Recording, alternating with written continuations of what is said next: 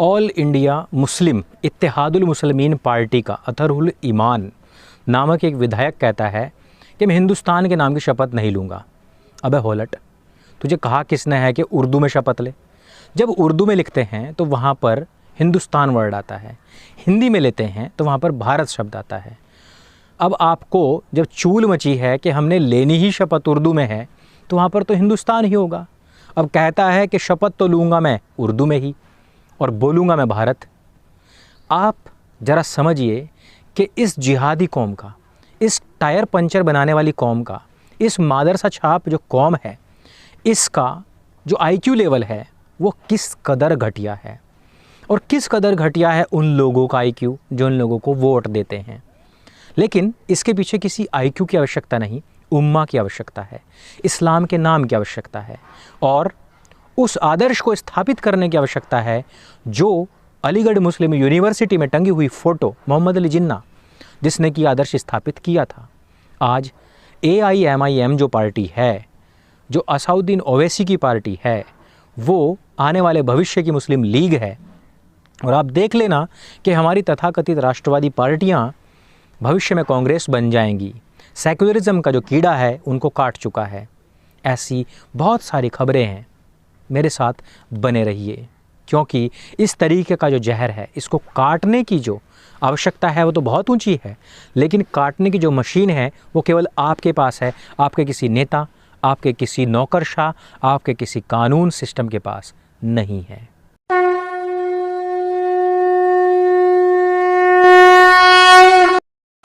नमस्ते दोस्तों, जय श्री राम। आज मैं आप लोगों के लिए bunch of news, bunch of information और बंच ऑफ अवेयरनेस लेकर के आया हूँ। बहुत सारी ऐसी खबरें हैं जो दबी और जब तक हम नहीं आए, बहुत सारे यूट्यूब चैनल्स हैं जिन्होंने इन खबरों को उठाया और कल जो वीडियो आया उस पर आपके कमेंट्स आए, उसके बाद में आप लोगों के मैसेजेस आए, मेल्स आए। उनसे मुझे पता लगा कि आप कितनी ईगरली इन सब चीज़ों की वेट कर रहे थे। बीच बीच में कुछ हर्डल्स आते ही हैं, जैसे कि 7 दिन के लिए यूट्यूब चैनल हमारा बैन हुआ और काफ़ी अफसोस भी हुआ आप सबको, मुझे भी। और कि जिस तरीके से मैंने बहुत टाइम पहले जब ये टीना डाबी और अतहर की शादी हुई थी उस टाइम पर मैंने आप लोगों को बताया था कि ये बहुत ज़्यादा टिकने वाली शादी नहीं है। और देखिए, आप ही खुद देख लीजिए, 2 साल लगभग के करीब 2 साल आसपास ये शादी टिकी है। उसके बाद में दोनों ने ही अर्जी डाल दी है कि भैया हमें नहीं रहना है और हमें तलाक लेना है। मैं आपको बताऊं तलाक हो क्यों रहा है, क्योंकि ये दोनों जो लोग हैं IAS हैं, सरकार में इनकी पहुंच है। अगर मान लो कि ये लड़की जो टीना डाबी है ये कोई सामान्य लड़की होती तो क्या ये तलाक ले पाती या क्या ये कोर्ट तक पहुंच पाती? कभी नहीं पहुंच पाती। अतहर उसको 3 बार तलाक बोलता, फिर जो उसके परिवारीजन थे वो उसका हलाला कर रहे होते, इस तरीके की बातें होती। टीना डाबी के स्थान पर बहुत सारी लड़कियां हैं जिनके साथ में इस प्रकार की दुर्घटनाएं होती हैं। पढ़ी लिखी थी, इतने पहुंच वाली है, इस वजह से बख्शी गई है। इस वजह से मैं कई बार इस बात को कह चुका हूं कि बहुत सारी ऐसी बातें होती हैं जो हम आप लोगों को बताते हैं, लेकिन बहुत सारे लोग हैं जो उसको इग्नोर कर देते हैं। आप देखिए, मैंने कब कहा था कि राष्ट्रवाद जो है वो इस्लाम में हराम है, क्योंकि उसमें उम्मा का कॉन्सेप्ट है, सिर्फ़ और सिर्फ उम्मा का कॉन्सेप्ट है। वो सिर्फ़ और सिर्फ ये मानते हैं कि हमारी जो कौम है वो ही सबसे ऊपर है और हमारी कौम जहाँ तक फैली हुई है वहाँ तक हमारे देश हैं और वहीं तक के लोग जो हैं वो अल्लाह की निगहबानी में हैं, उसकी निगरानी में हैं। और आज जब शशि थरूर एक किताब का विमोचन करवाता है पूर्व उपराष्ट्रपति हामिद अंसारी के हाथों, तो वो वहाँ पर आकर के क्या कहता है? वो कहता है कि राष्ट्रवाद जो है वो एक बहुत बड़ा ख़तरा है। अब आप समझते हैं, राष्ट्रवाद इन लोगों के लिए ख़तरा है।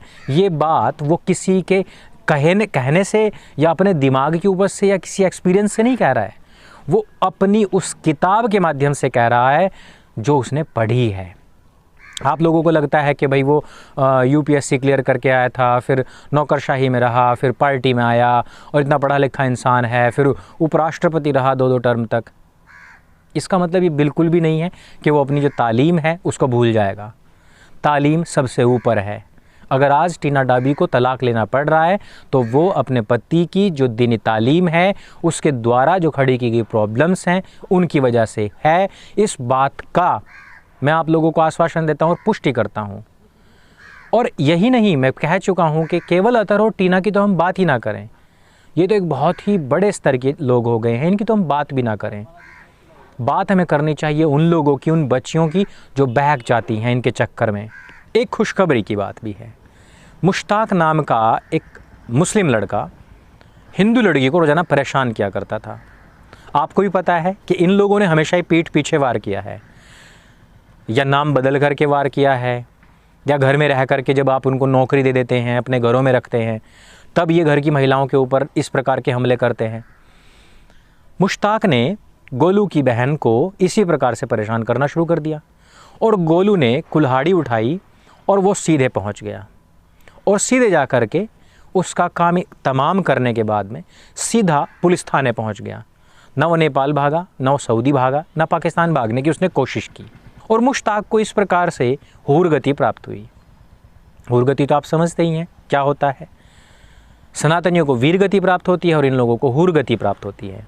इस प्रकार से आज के समय में ऐसे उदाहरण प्रस्तुत करते हैं लोग, ताकि इन सरीखे जितने भी लोग हैं, मुश्ताक सरीखे जो लोग हैं, जो आसिफ सरीखे लोग हैं, इन लोगों को कुछ शर्म आए, इन लोगों के अंदर कुछ डर बैठे। क्योंकि कानून को तो आपने देख ही लिया है, कानून के बारे में मैं क्या ही बात करूं। और उस पोस्ट में लिखा है बढ़ावा देने के लिए, यानी कि अगर एक हिंदू लड़की मुसलमान लड़के से शादी कर लेगी तो उनको 50,000 रुपये पारितोषिक मिलेगा, इनाम मिलेगा। जहां एक तरफ पूरी भारतवर्ष की जो हिंदू समाज और यहाँ की जो लड़कियां हैं, महिलाएं हैं, वो त्रस्त हैं इस बात से, लव जिहाद से, उनका पीछा किए जाने से, छेड़खानी से, उनको जलाए जाने से, उनके साथ में दुष्कर्म किए जाने से। जहाँ वो एक तरफ परेशान हैं, वहाँ उत्तराखंड की पूर्ण बहुमत की सरकार के अंतर्गत आने वाले एक व्यक्ति ने इस तरीके का नोटिस भी निकाल दिया। अब आप समझिएगा कि स्थिति क्या है। उत्तराखंड को हम देवभूमि कहते हैं और देवभूमि जहाँ हमारे सारे पवित्र स्थान हैं, वो तो भला हो कि तुरंत यह जो बात थी वो सीएम के संज्ञान में पहुंची और उन्होंने तुरंत कहा कि इस प्रकार के किसी भी खत की, किसी भी ऐसे लेटर की या घोषणा की आवश्यकता नहीं है, बल्कि इसकी जांच होनी चाहिए। क्योंकि इस समय पर उत्तर प्रदेश के अंदर, हरियाणा के अंदर, जो कि उत्तराखंड से मिलते जुलते ही राज्य हैं, इन सब में इस प्रकार की बात चल रही है कि हम लव जिहाद के खिलाफ कड़े से कड़ा कानून बनाएंगे। अब आप देखिए कि सेक्युलरिज्म का स्तर किस कदर हमारे जो नौकरशाह हैं या जो हमारे राजनीतिक लोग हैं, उन लोगों की रगों में किस कदर उतरा हुआ है। ये लोग भारत में ख़ास तौर पर हिंदू लड़कियों को टारगेट करने वाली फिल्मों को प्रोत्साहन देते हैं। मंदिरों के अंदर जहाँ पर घंटे घड़ियाल बजते हैं, आरतियाँ होती हैं, वहाँ पर मुस्लिम लड़के के साथ चुंबन के सीन दिखाए जाते हैं। आश्रम जैसी सीरीज़ बना करके हिंदुओं के जो साधु संत हैं उनको बहुत एक्सट्रीमली बदनाम करने का प्रयास किया जाता है। और दूसरी तरफ एक जामा मस्जिद का जो इमाम है, जिसके ऊपर 60 के आसपास केस हैं, उसकी कोई खैर खबर भी नहीं लेता है। तो जहाँ पर पूरा जो हमारा सिस्टम है, जो हमारी कार्यपालिका है, हमारी न्यायपालिका कहिए, हमारे फिर ये जो राजनीतिक सिस्टम कहिए, ये सारे के सारे ही जो कहते हैं ना, हर डाल पर उल्लू बैठा है, तो इस पेड़ का या फिर इस पूरे के पूरे बगीचे का रखवाला कौन होगा, कौन इसको बचाएगा। तो इसको बचाने हेतु किसी को बाहर से आने की आवश्यकता नहीं है, इसको बचाने हेतु किसी को अवतार लेने की आवश्यकता नहीं है, क्योंकि अवतार आएगा भी नहीं। और अवतार आए भी तो क्या हम उनको ये छोटे छोटे काम में लगाएंगे, ये गंदगी मिटाओ, वो गंदगी मिटाओ। यदि अवतार आएंगे तो उनके आने से पहले हम ये गंदगी साफ़ करें, ताकि अवतार आएँ तो उनको तलवार ना उठानी पड़े, उनको बैठाएं, उनके दर्शन करें, उनके विराट स्वरूप के दर्शन हेतु प्रार्थना करें, उपासना करें, ज्ञान ध्यान की बातें सीखें। ना कि ये जो छोटे छोटे काम हैं इसके लिए हमें भगवान को बुलाना पड़ेगा क्या? ये तो हमारा ही काम है। जब ये उत्पात, ये हिंसा, ये दुष्कर्म, ये लड़कियों को उठाना, मलेच्छ जो निम्नतम कोटि के इंसान हैं वो कर सकते हैं, तो देवों की, ऋषियों की जो संतान है, जो महापुरुषों की, शूरवीरों की संतान है, जो राम और कृष्ण की संतान है, जो बजरंग बली के भक्त हैं, वो इनका सफाया नहीं कर सकते क्या? आराम से कर सकते हैं। एक साधारण मनुष्य भी जो होता है वो कीड़े मकोड़ों को ऐसे ही मसल देता है। तो वीर पुरुषों की, योद्धाओं की जो संतानें हैं वो आज गिड़गिड़ाएं, ये शोभा नहीं देता है। बहुत सारे विषय हैं, लेकिन इस समय पर मैं एक ऐसे वातावरण के अंदर हूँ कि जहाँ पर मैं उग्रता के साथ नहीं बोल सकता, क्योंकि इस वातावरण के साथ में बहुत ही नाइंसाफ़ी होगी, मेरे साथ नाइंसाफ़ी होगी, क्योंकि मैं एक लंबे समय से यहाँ पर हूँ और मैं ज़ोर से बोलने का अगर प्रयास भी करूँगा तो मेरे खुद के सर में दर्द हो जाएगा। इतनी शांति यहाँ पर है। वापस आते हैं, बहुत सारे विषय होंगे, उन सबको लेंगे। आपने जो सत्य सनातन को प्यार दिया है उसके लिए मैं बहुत कई बार, दिन में कई बार आप लोगों का धन्यवाद प्रस्तुत करता हूँ। वीडियो के माध्यम से तो मैं स्पष्ट रूप से आप लोगों के सामने कह रहा हूँ, लेकिन मन में भी मैं कई बार आप लोगों को इसके लिए धन्यवाद, कोटिश नमन प्रस्तुत करता ही रहता हूँ। इस प्लेटफॉर्म को अपना प्लेटफॉर्म समझें, इसको जन जन तक पहुँचाइए और हमारे टेलीग्राम ग्रुप से जुड़िए, ट्विटर से जुड़िए, इंस्टा से जुड़िए, यूट्यूब के दोनों चैनल से जुड़िए। आपका बहुत बहुत बहुत धन्यवाद। मेरे संग बोले सत्य सनातन वैदिक धर्म की जय। जय हिंद, वंदे मातरम।